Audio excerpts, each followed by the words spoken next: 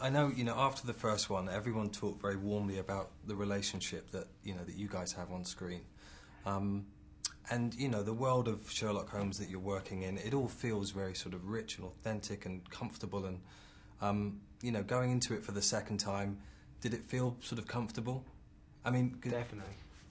I think what I'm kind of getting at is everything felt sort of amped up in this instalment. Everything felt sort of bigger and like, I don't know, like you were sort of putting yourself more at stake, like you were sort of, Well, it was a strange mixture of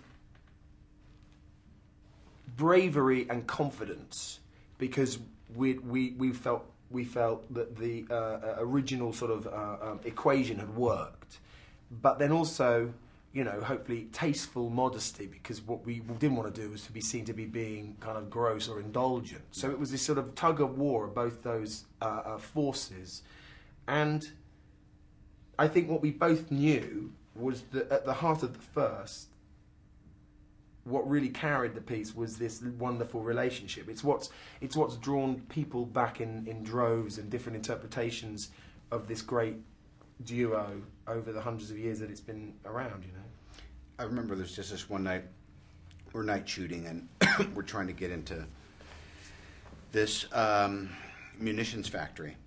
And so we kind of started without an idea in our head. And that was all your... That was the... I remember when that scene comes up. Yeah. I'm like, oh yeah, there was this scene.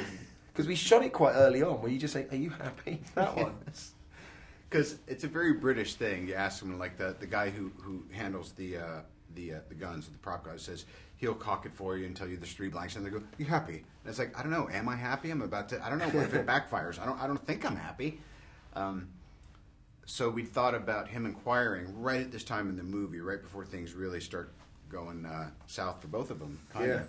Are you happy? Are you happy as you would be on your honeymoon with Mary? And he says, I'm not going to grace that with the answer. Where we really wound up was something right out of the books, which is a note he leaves for Watson that says, if convenient, please come. If inconvenient, come all the same. Yes. And that is straight out of the book. Yeah. Yeah. And it's so odd that right before we're going into this kind of dark spot in the film that there's this chuckle, and that's Doyle. Yeah. Well over 100 years later, still being able to evoke this kind of, wit. And also sort of help us at times. Yeah. It was a really great creative environment to work in. And if one of you's feeling under par, or you're just out of ideas, or the other one's firing, everyone's happy to step back and let you fire. And it's a very comfortable environment. And yet, when we're all short, we've got this tome of work. We've got this guy who created these characters in this amazing world, and you can just flick through those, and there's always something in there that'll help us. A line, a suggestion, a twist. Yeah, great resource. Yeah. Perfect.